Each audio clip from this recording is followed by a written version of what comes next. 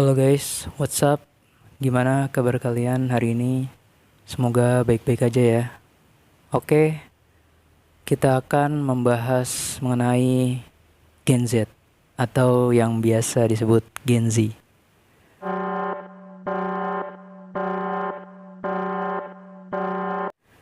Ya, gua termasuk Gen Z. Jadi Gen Z itu punya sisi lain keistimewaannya.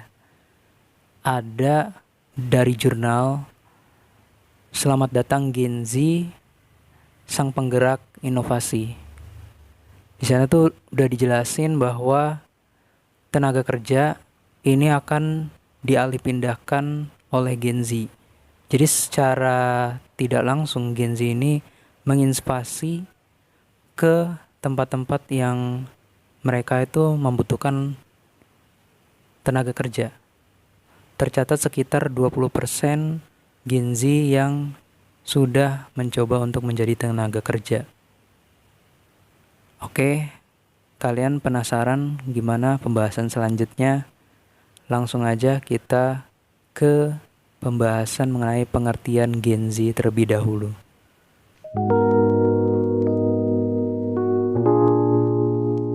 Menurut jurnal yang sama, Gen Z adalah suatu generasi yang menduduki pada zaman di mana rentan dari usianya kelahiran tahun 1996 sampai dengan tahun 2012. Oke, jadi Gen Z ini memiliki kepanjangan, yaitu generasi Zoomer atau generasi yang melek akan teknologi.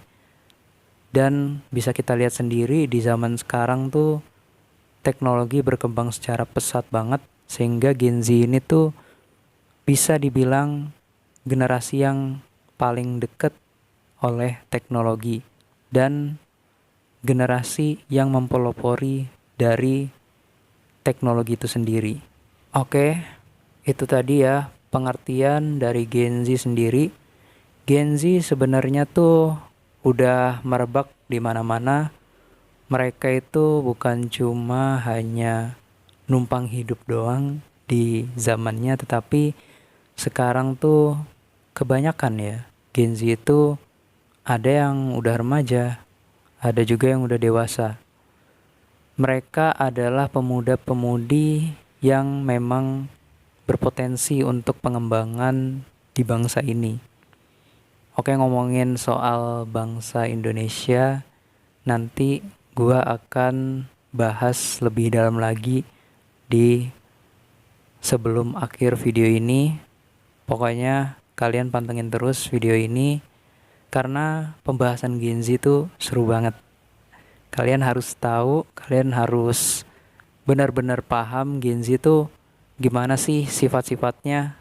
Nah, ngomongin sifat-sifat Gen Z, kita langsung aja ke sifat-sifat Gen Z itu kayak apa.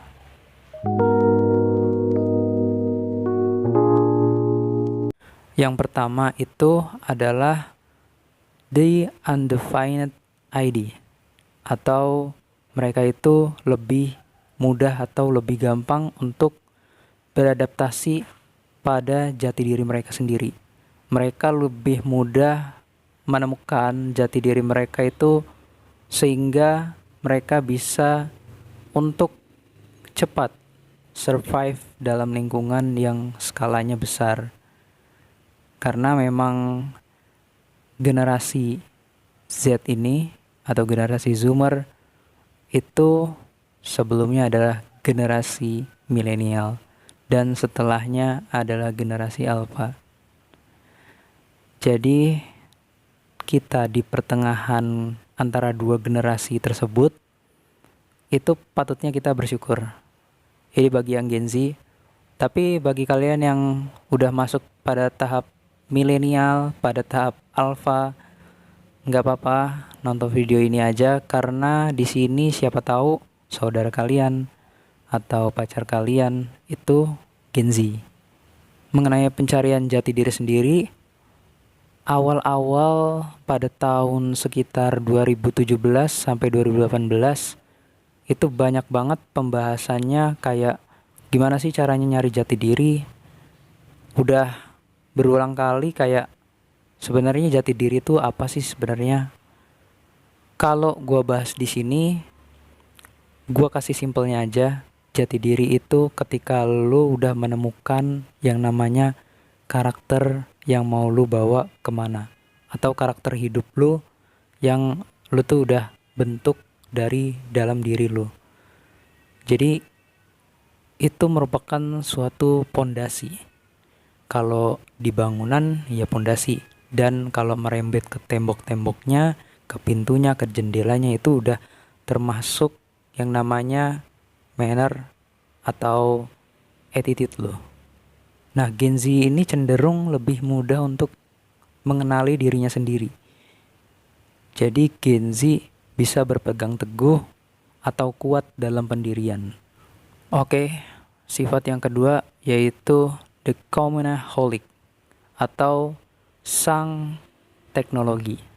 Ya, seperti yang udah tadi gue jelasin, Gen Z itu erat kaitannya sama teknologi. Jadi kalian harus pintar milih Gen Z yang dia tuh emang punya komunitas sendiri tentang isu perkembangan teknologi, baik itu dalam industri pangan, baik itu dalam industri apapun itu. Kita harus memiliki relasi yang sepadan atau bahkan lebih baik di atasnya dari kita. Itu agar kita tuh bisa mengembangkan diri kita lebih baik lagi. Terutama ya lebih kenal lagi atau lebih dekat lagi sama yang namanya teknologi. Di era yang sekarang ini tuh udah, ya kita tahu sendiri, banyak sosmed-sosmed yang berkeliaran dari YouTube, dari platform lain. Itu kita udah bisa kayak kita mau main keluar rumah, misalnya ke rumah teman, kita tanpa harus datang ke rumah teman itu dulu, tapi kita langsung bisa chat dia, bro lu ada di rumah nggak? Atau lu langsung bisa telepon kalau dia nggak bales. Kalau dia belum bales juga, ya udah berarti lu mau nggak mau ke rumahnya. Ini sederhananya teknologi tuh bisa mempermudah kita, juga bisa mempersulit kita. Mempermudah contohnya udah gue jelasin kayak barusan ini.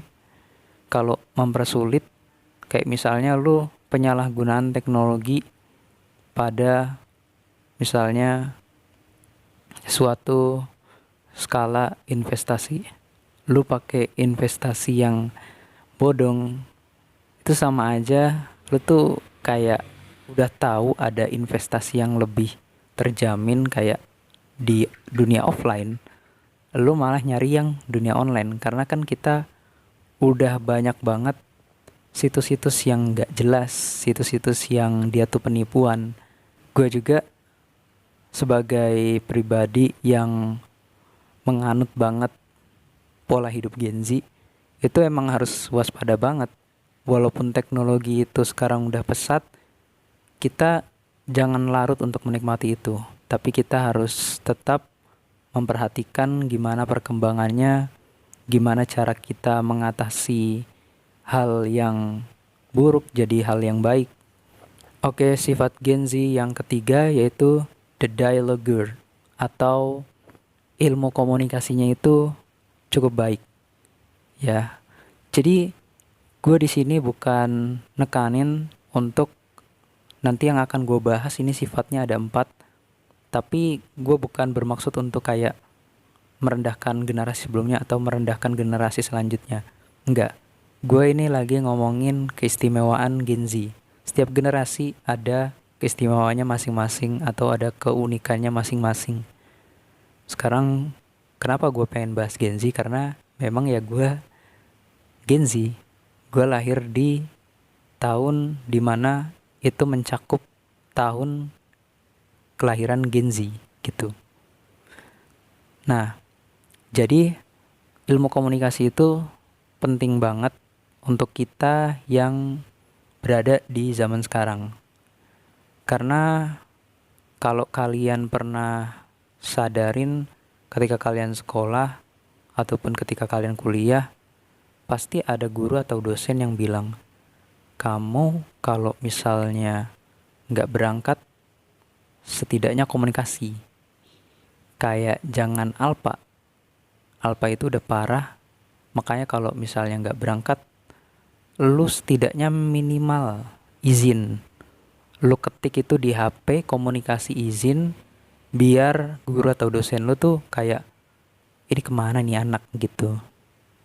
Jadi nggak khawatir. Biar kalian juga tuh bisa untuk terus bersilaturahmi atau berkomunikasi lebih baik lagi sama guru atau dosen kalian. Kalau misalnya kalian nggak berkomunikasi dengan baik, gimana kalian bisa ketemu guru sama dosen kalian untuk menjelaskan itu semua? Karena kan udah telat. Nah makanya kita ubah mindset kita semuanya untuk lebih giat berkomunikasi lagi. Oke, untuk yang sifat keempat Gen Z itu di realistic atau realitas. Seperti yang kita tahu, generasi sebelumnya dan generasi selanjutnya itu memiliki tolak ukur realitas yang berbeda. Nah, kalau Gen Z ini itu dia mampu untuk mengambil keputusan sesuai dengan realita yang ada. Kayak misalnya lu harus mengandalkan suatu logika. Misalnya dalam suatu kasus yang ada di lingkungan lu, itu lu tanganin dengan realita lu sendiri. Misalnya kayak gini, lu disuruh untuk gotong royong. Mau gak mau lu harus ikut gotong royong, dan pengambilan keputusan lu itu realistis. Dan lu bilang ke temen lu sebelumnya kayak, besok gue pengen ikut gotong royong di masyarakat. Dan lu gak cuman ngechat atau ngomong doang ke temen lu, tapi lu nunjukin bahwa lu tuh beneran atau lu tuh nyata dalam proses kerja tersebut. Jadi lu keesokan hari, lu misalnya bawa cangkul, bawa arit, bawa segala macam perlengkapan untuk gotong royong atau kerja bakti. Itu bukan untuk kelihatan kayak, gue ini gak bohong lu, gue ini the realistis. No, lu tanpa ngomong gitu juga lu udah realistis. Oke, seperti ucapan gue yang tadi, gue akan membahas mengenai Gen Z lebih dalam lagi, yaitu kalian asing gak sih sama tagar yang akhir-akhir ini viral di media sosial sekitar bulan Februari tahun 2025? Itu hashtag kabur aja dulu. Nah, ini tuh uniknya dialami oleh kebanyakan Gen Z. Gen Z itu merasa kayak bahwa Indonesia itu udah gelap. Gelap dalam artian kayak gini. Indonesia sekarang itu lapangan pekerjaannya minim. Terus biaya pendidikan juga mahal. Lalu upah pekerja juga minim banget. Jadi Gen Z ini mau nggak mau itu harus keluar dari Indonesia untuk mendapatkan suatu kelayakan dari suatu ekonomi atau fasilitas ataupun dari segi politik. Mereka itu ingin mendapatkan manfaat yang mereka anggap mereka memenuhi standar itu. Ya misalnya percuma aja kayak ada yang lulusan S3 atau lulusan S2 itu jadi misalnya kerja serabutan, atau misalnya lulusan S2 S3 itu jadi penjaga counter.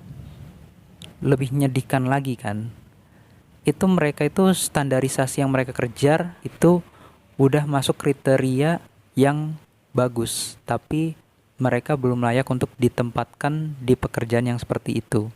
Gue kemarin gak sengaja ketemu sama berita yang menyebutkan ada pejabat yang bilang bahwa kalau Gen Z atau penduduk Indonesia yang keluar negeri dengan hashtag kabur aja dulu, itu nggak nasionalis. Oke, sampai sini pejabat tolong pahamin kata-katanya. Kenapa nggak nasionalis? Mereka itu sebenarnya nasionalis. Mereka itu mengejar standarisasi hidup mereka untuk mendapatkan hidup yang layak.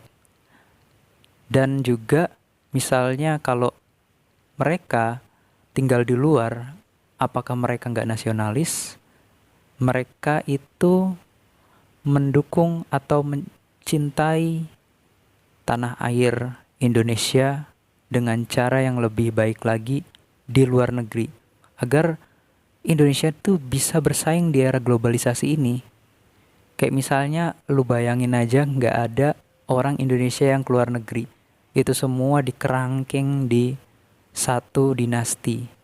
Kayak misalnya di Indonesia ini udah nggak ada tempat atau lapangan pekerjaan lagi karena udah sempit, udah berdesak-desakan, dan lu nggak boleh keluar negeri sama sekali oleh pemerintahan. Itu Indonesia mau dibawa kemana? Terus juga sumber daya atau ekspor impor, baik itu turis ataupun hal yang lainnya menyangkut dengan dalam negeri dan luar negeri, itu makin terhambat banget. Sekarang udah memperparah keadaan, ditambah lagi diperkeruh lagi keadaan. Kalau untuk saran dari gua, lu semua yang Gen Z, baik itu penduduk Indonesia lainnya yang mau keluar negeri aja nggak apa-apa, selagi Indonesia ini belum menerapkan kebijakan untuk standarisasi mereka yang mereka tuh harusnya dijunjung tinggi etos kerjanya, baik itu dalam fasilitas kerja maupun dalam hal yang membuat mereka tuh layak dalam suatu pekerjaan. Oke, itu tadi ya pembahasan gua mengenai Gen Z. Semoga kalian suka dengan video ini. Semoga video ini bermanfaat untuk kalian. Dan semoga video ini menginspirasi kalian gimana sih cara menjadi Gen Z yang lebih baik lagi. Gimana sih mindset Gen Z itu. Nah, di video ini tadi udah gue jelasin. Kalau ada yang mau ditanyakan silakan di kolom komentar, atau kalian mau menggelar suatu diskusi hangat di kolom komentar, silakan. Terima kasih telah menonton video ini. Gue Andi, bye-bye.